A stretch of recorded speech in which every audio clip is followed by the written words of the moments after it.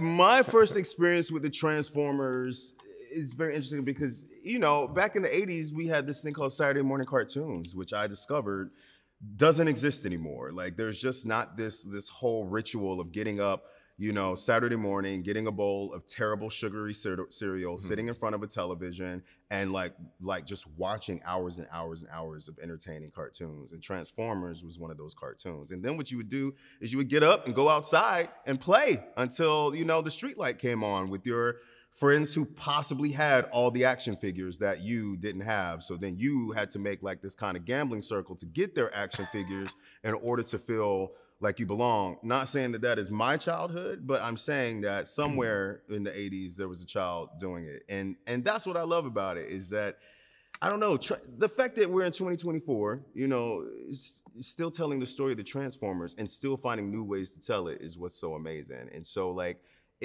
it was a no-brainer for me to say yes to this. It was a no-brainer to say yes to Megatron, because I always wanted to know, where did Megatron come from? Who was he? Was there a youth to him? And like, were there friendships that he nurtured and really cared about? And so it was just like really fun to revisit that, like to really tell my 7-year-old self, like, hey, look, this is what's possible. You don't have to keep stealing everyone's Transformers. You can be one now.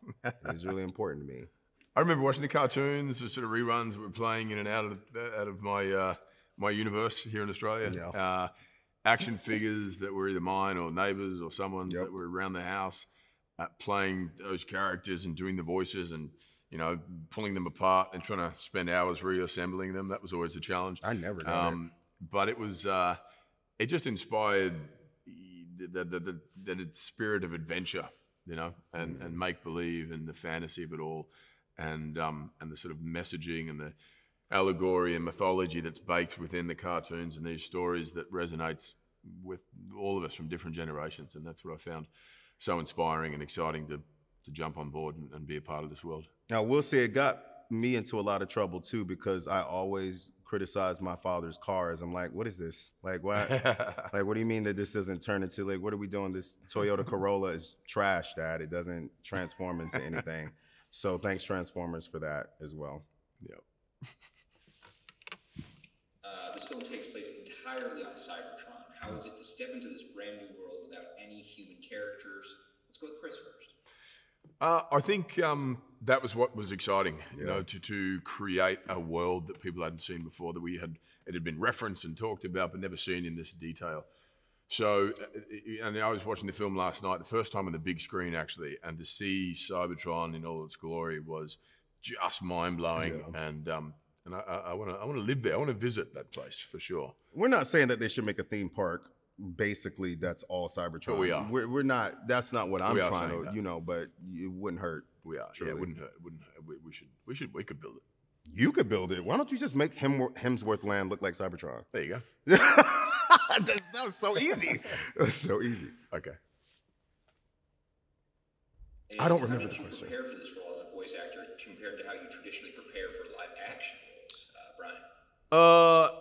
I didn't have to look at my closet for what I was going to wear to work. Whatever I rolled out of bed in is what I went to work in, which was really great. Like, because it's not about me. It's not about my image. It's not about any of that. It's really about you conveying a character just strictly through your voice. And what that entails is a lot more, I think, than when we're actually showing ourselves. It's incredible what can be conveyed, what you have to do. There's this very, very fun thing to do when you're doing voice acting called efforts. I don't know if anyone is familiar with this, but it is kind of like torture. Like are literally making yourself go through, anytime you hear us grunting or screaming or weeping or anything, like if there's dust flying around, and it takes another part of your brain to do that. You also record all of the dialogue scenes, and then you sit in the booth and they'll play the image of a fight scene, and you've got to fall off a cliff. All of that stuff. And the difference is when you're doing animation, like you're doing it in the booth. Like when we're doing when we do Marvel movies and we go in and do ADR and efforts, it's completely different because we're looking at what we've done. But like in animation, it's just like, oh, you really have to be an idiot in this booth. You have to like really like throw yourself around. And I think that takes a certain kind of humility. Honestly, I'm like, it takes a certain, you just have to, you got to humble yourself. You got to let go. You got to let go. And it's still fun. I will always hate it, but it's still, it's still, you have to kind of get over yourself and just be like, all right, well, that's why it's good that you get to wear whatever you want when you go in there. So if like you got Cheeto dust on your shirt and you're in sweatpants, it doesn't even matter. You just go for it.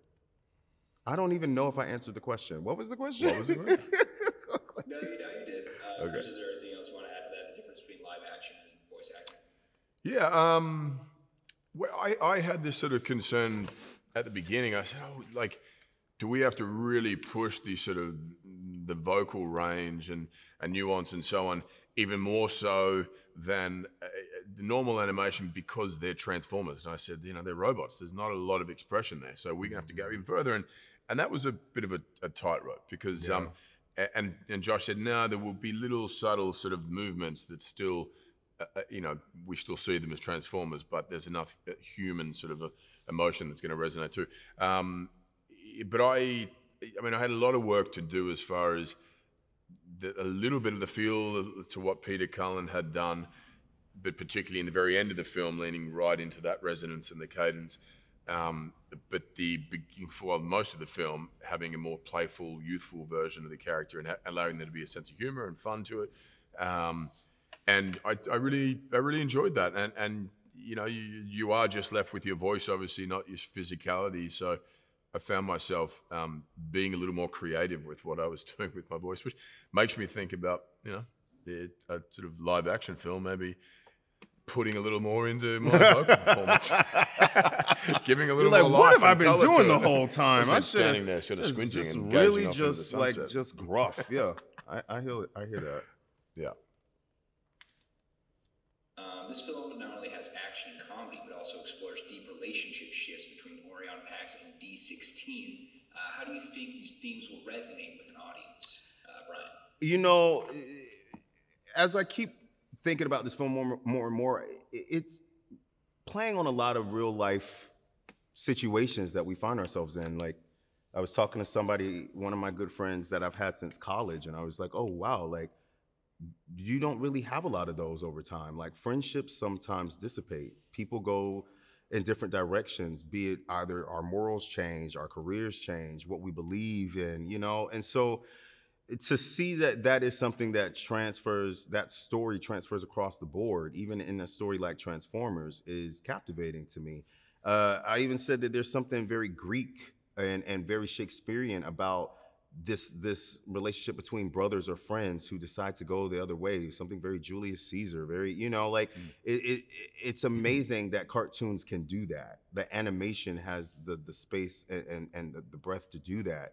And it's no different than Megatron and Optimus Prime. I mean, like, we come across people in our lives that impact us, and at some point we're just gonna change. At some point those people will be there, and some points they won't, and we don't know why. Oftentimes, like, I look back at some friendships that have ended in my life, and I'm like, I don't even understand why that happened. I have no clue why this person isn't there anymore.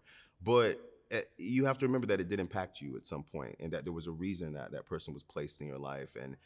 And also what I love about this movie is that, what does it mean when you are living in a system that just doesn't work for you anymore? Like, what happens when you're like, oh, what I've been told most of my life is a lie. Like, I actually don't want to be this. I actually don't want to follow this path. I actually, and you get to see that here.